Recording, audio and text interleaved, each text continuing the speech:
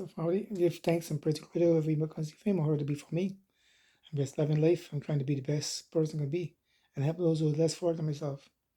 Now, this video I'm going to put here, I guess, going to show you the homelessness in Texas. The homelessness in Texas. Now, we're going to bring people from South Africa here to live. And you got people here living on the street that's homeless.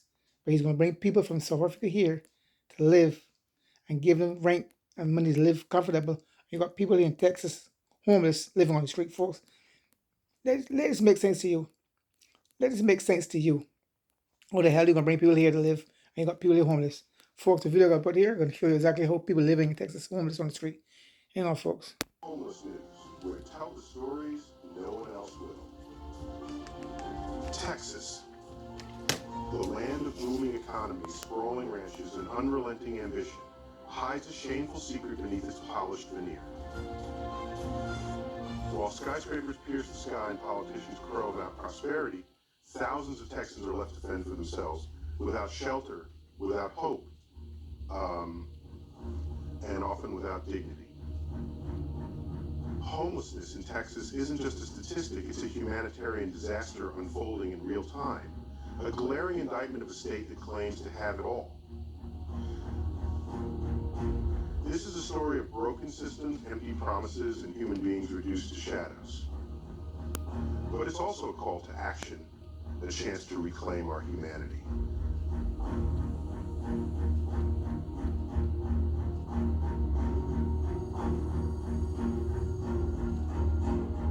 Before we dive into this gut-wrenching crisis, please take a moment to like this video, subscribe to our channel, and share your voice in the comments below. Your support is more than just a click, it's a lifeline. Out there, thousands are struggling in silence, too exhausted, too defeated to speak up. Together, we can carry their stories, raise the volume, and demand the change they deserve. Let's be the voice they no longer have the strength to raise.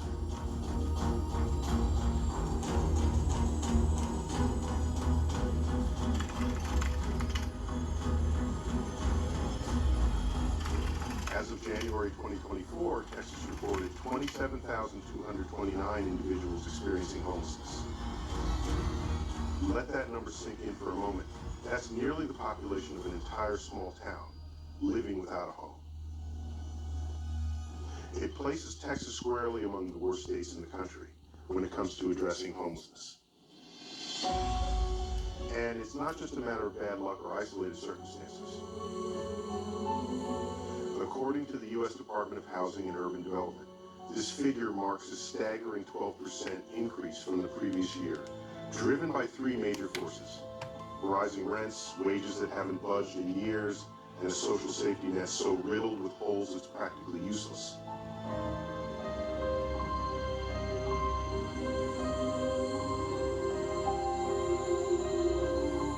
These people aren't statistics, they're human beings.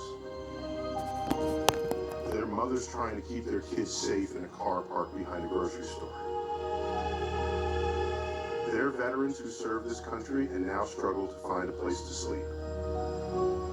They're children going to school without knowing if they'll have dinner that night. Each one of them carries a story we never hear because society has trained itself not to look. The homeless in America, and especially in a state as wealthy and proud as Texas, will serve as a quiet but undeniable indictment of a system that continues to reward greed while abandoning those in real need.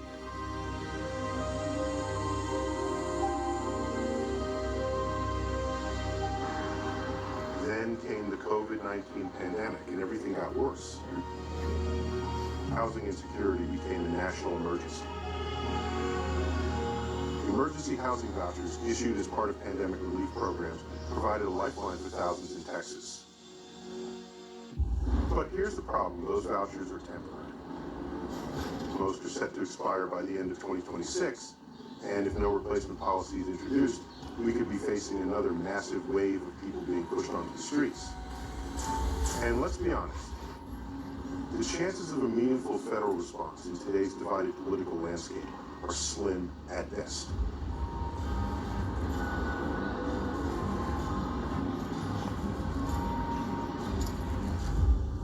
add to that the devastating hurricanes that struck the Gulf Coast in 2024.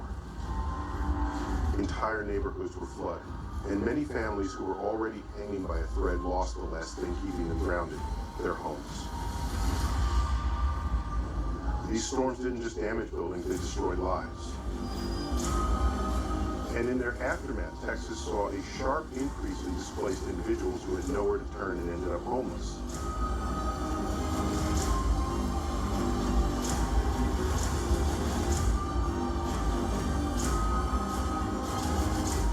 Texas has long marketed itself as a land of opportunity, a place where hard work pays off and anyone can make it. But for the 11,700 Texans currently sleeping on the streets, that narrative feels like a cruel joke.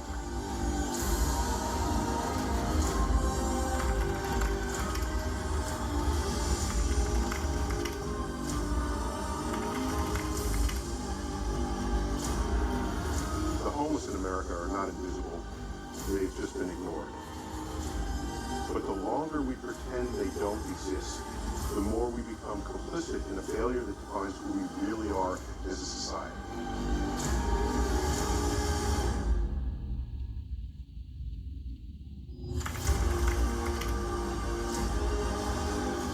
Houston, Austin, and Dallas are at the center of Texas's homelessness crisis, where booming economies clash with daily human suffering.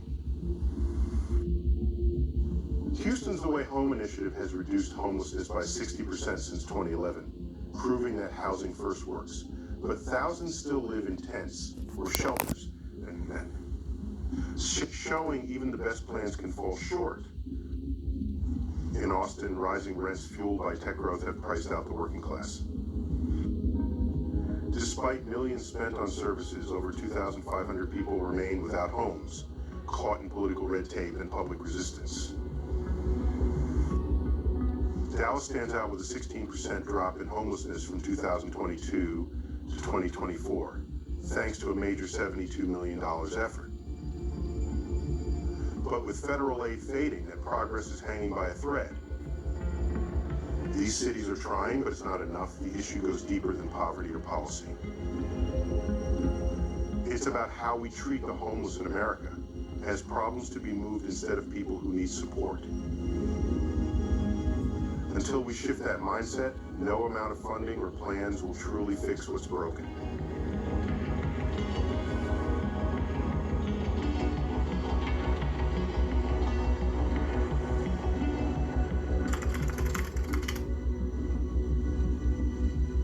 In Texas, the term safety net is starting to feel like a cruel joke. For thousands of people struggling to survive on the streets, it's not a net at all. It's a maze. A system that was meant to catch people before they fall has turned into one that watches them hit the ground and keeps walking. Take healthcare, for example. For someone experiencing homelessness, seeing a doctor isn't just difficult, it's almost impossible. Most end up in the emergency room when conditions are already severe, racking up an average of over $23,000 in annual medical costs per person.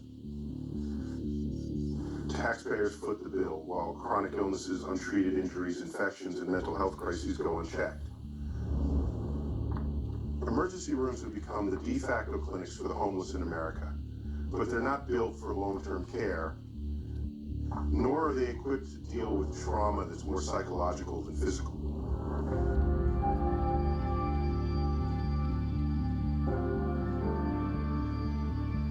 And that trauma runs deep. Mental health issues, in addition, are among the leading causes and consequences of homelessness. But Texas ranks near the bottom in the country for funding mental health services. There simply aren't enough beds, therapists, or community programs.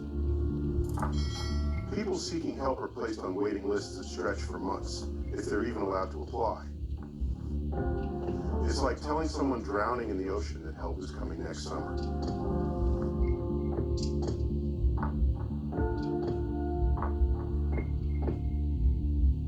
Then there's the issue of work. We love to say, just get a job. But what if you can't shower? What if you don't have an ID or a place to rest or a clean pair of clothes? Many job applications still ask for a permanent address, something tens of thousands of Texans simply don't have. And even for those who want to work, job training programs are either hidden in red tape or designed for people who've already passed stability milestones that the homeless haven't been given the chance to reach. It's like building a ladder and pulling the first 5 rungs off.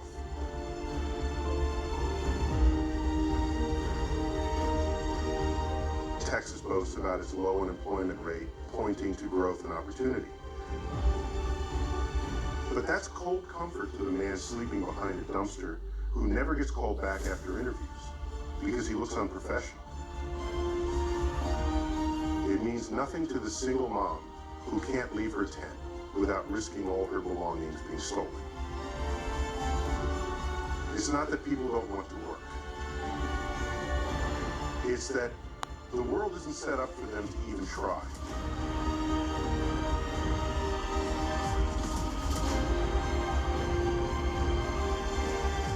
And here's the kicker: when people try to survive, they're punished for it. Texas, like many states, criminalizes basic human behavior.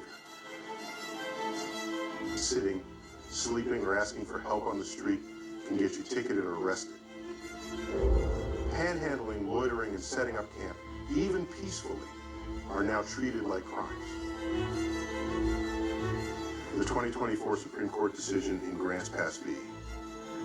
Johnson gave cities across America the legal green light to fine and jail people just for being unhoused, and Texas didn't hesitate to use it.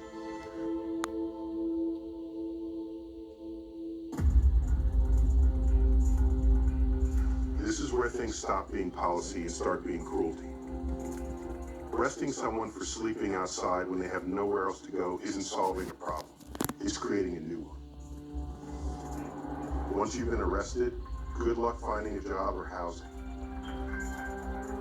A criminal record becomes one more chain, keeping people in the cycle. We say we're tough on crime, but the real crime is letting people suffer like this in one of the wealthiest states in the country.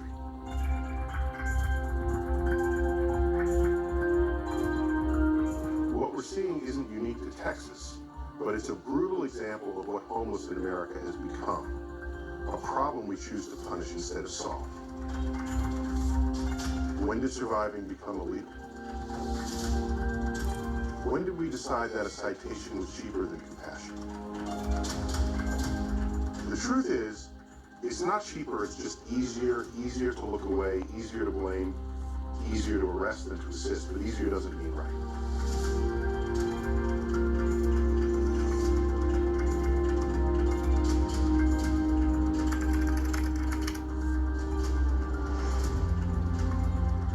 Homelessness isn't just one person's hardship, it's a public crisis that affects all of us. When people don't have a safe place to live, it impacts public health, safety, and our economy. Chronic illnesses go untreated, mental health declines without support, and diseases spread more quickly when hygiene is out of reach. Communities feel the effects too, services get overwhelmed, and fear starts to grow. Instead of seeing homeless individuals as neighbors in need, people begin to see them as problems. That fear leads to division, making real solutions harder to reach.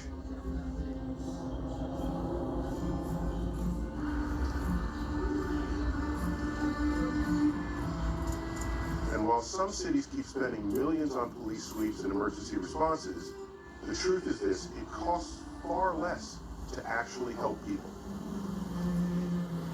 Housing First programs, which give people stable homes before addressing other challenges, have proven to be more humane and more cost-effective. But Texas keeps going in the other direction. Laws criminalize camping in public, pushing people further into the shadows. The recent Grants Pass decision only makes it worse, letting cities hide the crisis instead of fixing it. This is what homeless in America really looks like: policy failures, broken priorities, and communities turning their backs. We can do better, and we must.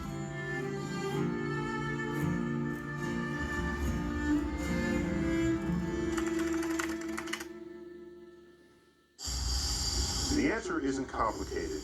Homelessness in Texas isn't some mystery. It's the predictable result of years of policy choices that ignored the needs of working people. The cost of housing has skyrocketed in cities like Austin and Dallas, with the average rent for a modest apartment hitting $1,800 a month in 2024. Meanwhile, minimum wage in Texas is still $7.25 an hour. That math just doesn't work. To avoid being rent burdened, you need to make more than $25 an hour, something far out of reach for many. At the same time, the state has a massive shortage of affordable housing. For every 100 low-income families, only about 36 affordable units exist. Developers keep building luxury condos, but the people who need housing the most are left with nothing.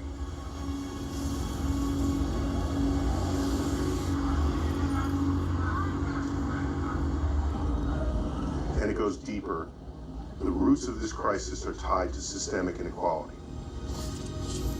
Communities of color, especially Black and Native American Texans, are disproportionately affected. That's no accident. It's the result of generations of discrimination, poverty, underfunded schools, and over-policing. Add to that the state's failure to fund mental health care, and it's a recipe for disaster. If you're struggling with trauma or addiction in Texas, and you're poor, good luck finding help. Clinics are packed, treatment is rare, and instead of care, people get jail time.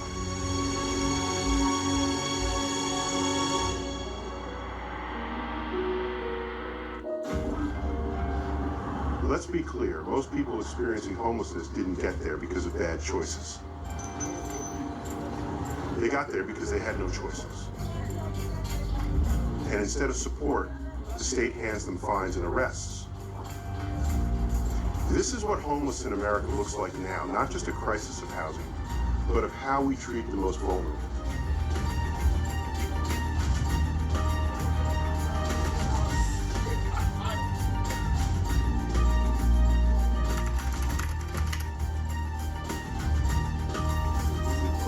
Texas's response to homelessness is a mix of half-hearted efforts and outright missteps.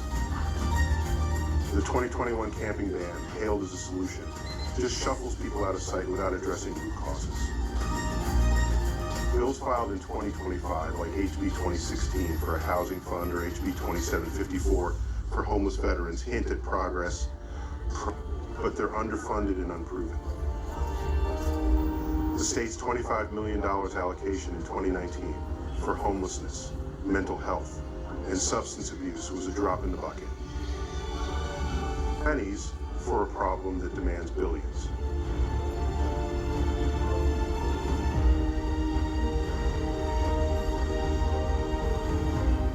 Local efforts show more promise but face steep climbs. Houston's The Way Home has rehoused thousands using a housing first model, proving that solutions work when given a chance. Dallas's $72 million initiative housed 2,700 people by 2023, a rare win. Austin's investments in shelters are commendable but hamstrung by costs and opposition. The problem, these programs lean on federal funding, which is evaporating. The Biden administration's all-in plan to cut homelessness by 25% by 2025 fizzled, and with new leadership in Washington, don't hold your breath for a bailout. Texas's leaders need to step up, but they're too busy scoring points to notice the bodies piling up.